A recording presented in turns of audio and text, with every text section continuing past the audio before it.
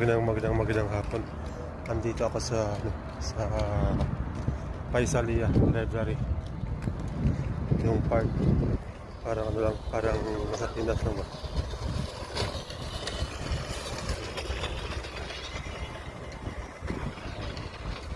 May nagbibisikleta rito.